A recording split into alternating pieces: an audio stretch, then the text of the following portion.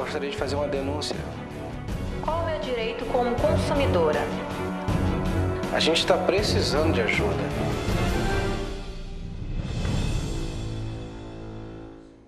Está no ar o programa SOS Guará. Começou nesta quarta-feira e vai até sexta na Praça do Sol, no Shopping Tropical, a semana de combate ao superendividamento Saindo do Vermelho, uma iniciativa do Procon Maranhão. O SOS Guará foi conferir como estão as audiências de negociação entre os consumidores e fornecedores mediadas pelo Procon. Serão 3 dias de oportunidade para que o consumidor renegocie suas dívidas. A Semana de Combate ao Superendividamento Saindo do Vermelho é promovida pelo Procon, órgão vinculado à Secretaria de Direitos Humanos, Assistência Social e Cidadania. Em estandes montados na praça central de um shopping de São Luís, as equipes realizam uma espécie de audiência entre o consumidor, o fornecedor e o Procon. O objetivo é sempre ajudar o consumidor a sair do vermelho. O Procon ele também realiza estudos para que se tenha uma fiscalização mais eficiente, uma fiscalização mais dirigida nesse processo de atuação da relação estabelecida no mercado hoje de consumo. Alguns consumidores presentes fizeram um cadastro antes do atendimento, mas qualquer pessoa pode fazer o cadastro na hora e ser atendida. E estamos também com os lojistas aqui participando, são os parceiros que estão também dispostos a abrir linhas de créditos, negociar o superendividamento e tirarmos aí os consumidores e as consumidoras do vermelho. Seu Raimundo aproveitou a presença de consultores do Procon porque faltou controle na hora das compras. Renegociar pelo seguinte, porque veio uma conta muito alta para mim, certo? Eu pago 100 e pouco, 150, 120, 130, 104, aí veio uma conta de R$ 515,06. Esse recadinho vai para o secretário municipal de Obras e Serviços Públicos de São Luís, José Silveira. Secretário, o senhor precisa dar uma passadinha na Avenida Jerônimo de Albuquerque, lá no bairro da Coab. Nesta avenida, um buraco que já foi promovido a cratera está causando muitos transtornos aos motoristas e pedestres que trafegam no local. Segundo denúncias de moradores que ligaram para o SOS Guará, o buraco já tem mais de um mês. Motoristas desavisados caem no buraco e têm que arcar com os prejuízos dos danos aos veículos. Os moradores colocaram uma placa apelando às autoridades pela solução do problema. Em horário de pico, o buraco provoca um grande engarrafamento porque os carros têm que mudar de faixa para seguir o trajeto. Como estamos no período de chuvas, enquanto não é realizada a operação tapa-buraco, a situação tende a se agravar. A BR-135 ganha nova sinalização a partir desta sexta-feira. Os motoristas que trafegam pelo trecho de São Luís da BR-135 devem redobrar a atenção e obedecer aos 3 novos redutores de velocidade instalados na rodovia. O objetivo é reduzir o número de acidentes registrados nesse trajeto.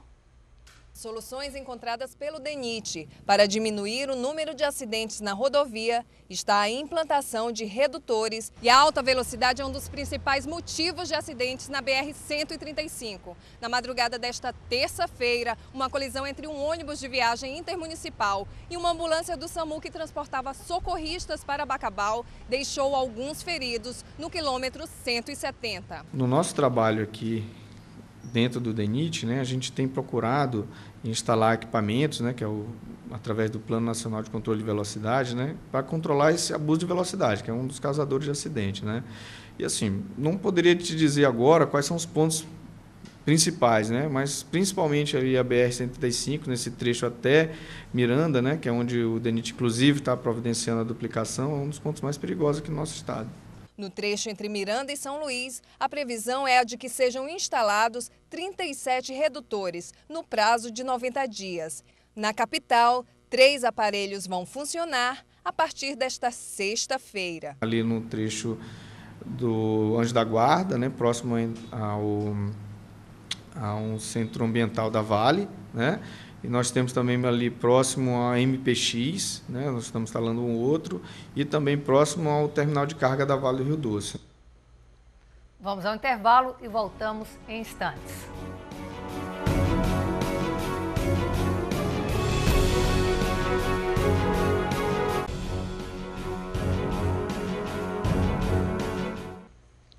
A promotora do consumidor, Lítia Cavalcante, esteve na TV Guará e concedeu uma entrevista ao SOS Guará, falando sobre a segurança oferecida aos consumidores nos shoppings de São Luís, sobre o projeto de lei que regulamenta a divulgação da capacidade de público nos locais de grande concentração de pessoas e ainda sobre a PEC 37, que tem causado muita polêmica.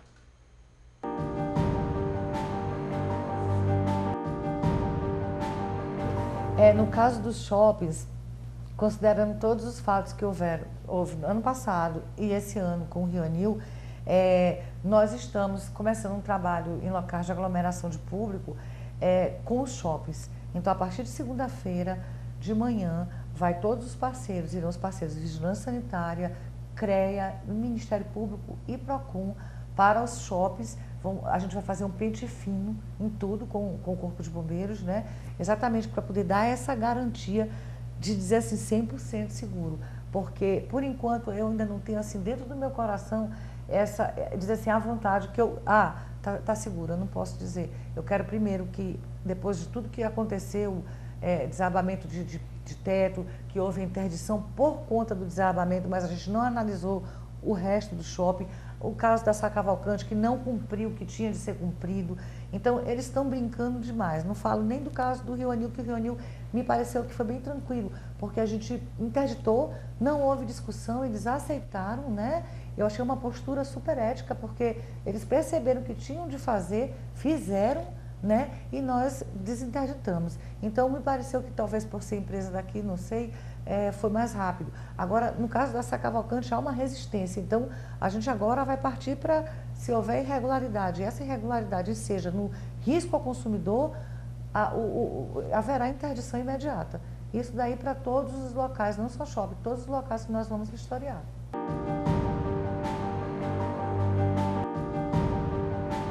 Nós entregamos ontem ao Max Barros, né, que foi o deputado que se colocou, que se prontificou e se preocupou em relação à questão da superlotação. Então, isso é uma ideia do Sistema Nacional, que eu acoplei com uma ideia do Coronel Vanderlei, do Corpo de Bombeiros, né? Quer dizer, a contagem regressiva da quantidade de público presente no evento.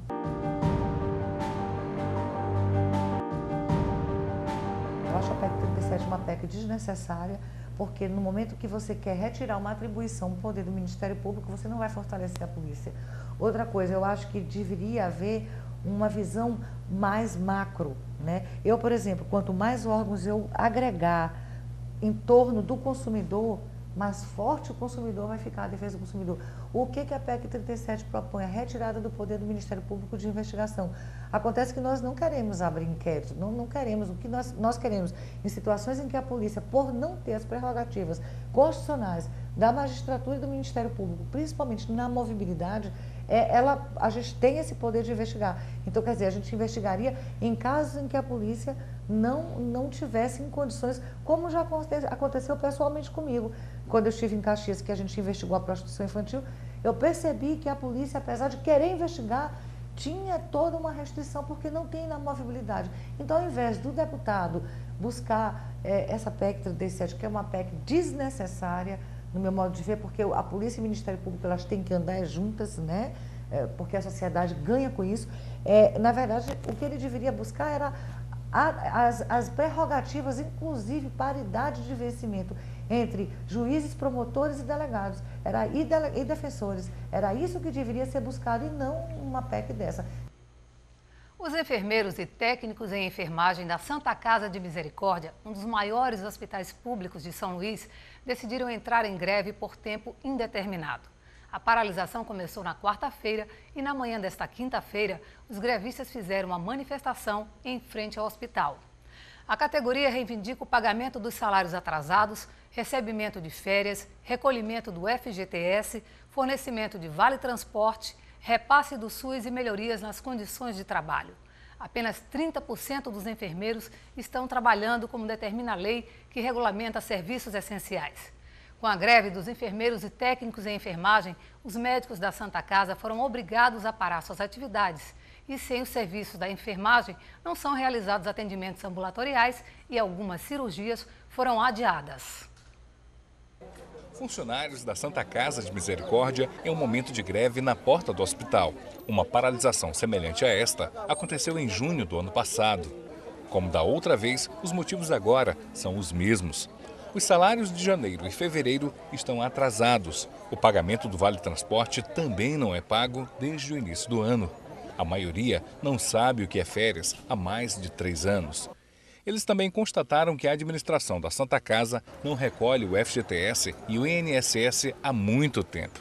O Sindicato dos Profissionais de Enfermagem e Empregados em Estabelecimentos de Saúde informou que 30% dos mais de 400 empregados da Santa Casa trabalham durante a greve. Com os salários atrasados, funcionárias da Santa Casa dizem que estão com as contas pessoais atrasadas e que recebem ajuda de familiares. Para a gente pagar a passagem, a gente tem que estar pedindo emprestado para um parente. E a geladeira está igual um aquário, né? Sem comida, entendeu? O pão que eu devo deixar para minhas filhas, não, eu tenho que pagar a passagem, porque se a gente não vir para o trabalho, a gente ainda, eles não tiram, é arriscado assinar a advertência.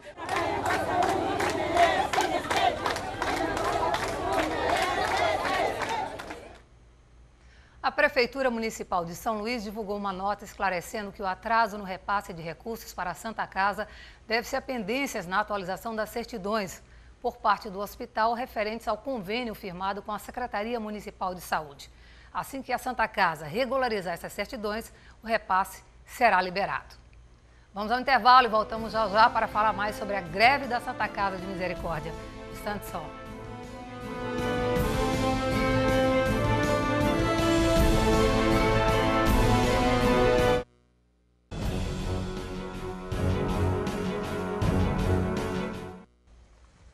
A Prefeitura de São Luís firmou 2 convênios com a Santa Casa de Misericórdia para que o hospital atendesse pacientes com doenças crônicas e emergências ortopédicas.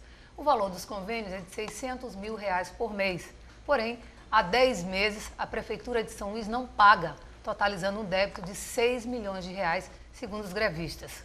O diretor da Santa Casa, Abdon Murá, declarou que assim que a Prefeitura pagar o seu débito, a Santa Casa volta a funcionar imediatamente.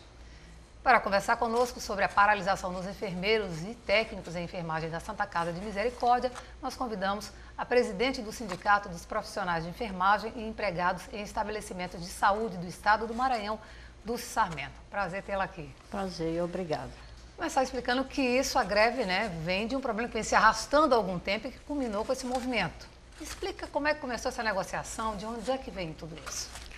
Olha, essa negociação começou com a primeira greve, que não tem nenhum ano, então praticamente 6 meses.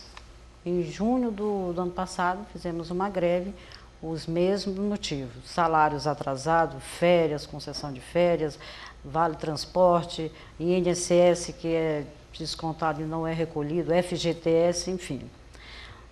Foi feito a greve. Daí tivemos a reunião com o provedor da Santa Casa, que é o Dr. Abdon Murá, onde tivemos a confirmação de que todas essas dificuldades apresentadas iriam ser sanadas. Acompanhamos a Santa Casa em audiência junto à Promotoria da Saúde, porque na época da greve também denunciamos, como estamos denunciando, as condições oferecidas. Não estamos lá só para buscar salários, condições para os trabalhadores, mas também para todos os usuários. As condições são precárias demais e isso vem se arrastando. Também foi envolvido o município, a Secretaria de Saúde, na época com o doutor Santiago, onde foi firmado um acordo de pagamento das portarias e convênios.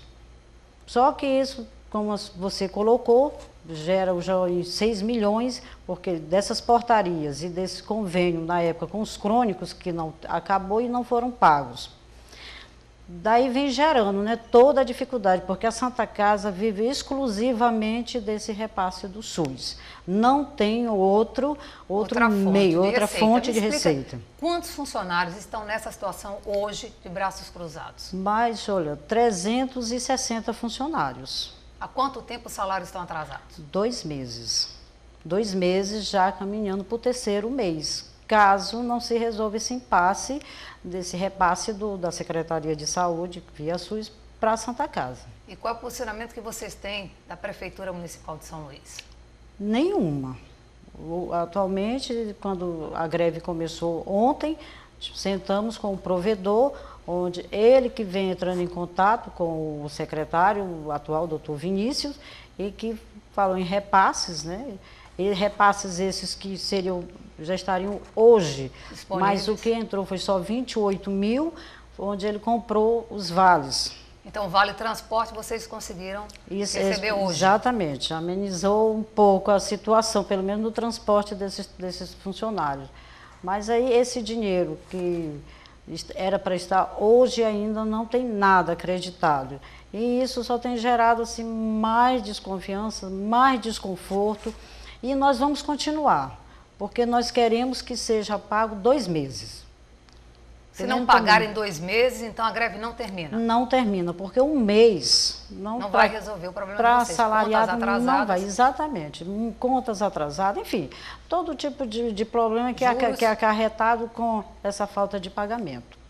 E hoje, qual é a determinação do movimento, né, além da questão salarial, em relação às condições de trabalho que você estava me falando, que realmente são péssimas? Péssimas. A gente também mostra, chama, se provoca a Promotoria da Saúde. O que está acontecendo? Detalha para a gente. Olha, com um convênio firmado recentemente, que o prefeito até esteve na Santa Casa, né, com ortopedia, com a transferência de vários pacientes do Clementino Moura para a Santa Casa, o que está acontecendo? Esses pacientes estão ficando lá, como se fosse um hotel, porque não tem as cirurgias, não tem material para essas cirurgias, não tem alimentação para esses pacientes.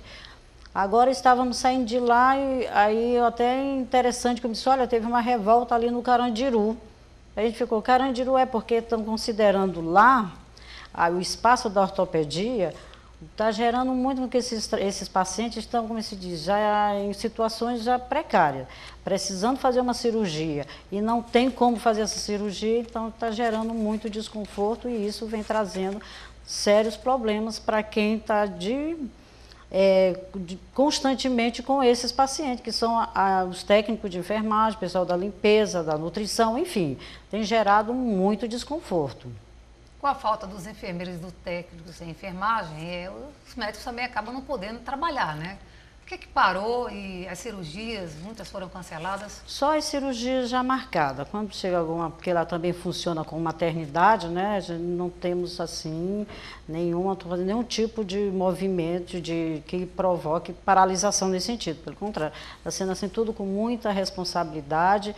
E a adesão está sendo boa e também o cumprimento dos 30%, a gente está fazendo questão que seja cumprido para que não haja nada considerado de ilegal no nosso movimento, nossa reivindicação. Dulce, há quanto tempo que vocês estão recolhendo o INSS e isso não está sendo repassado?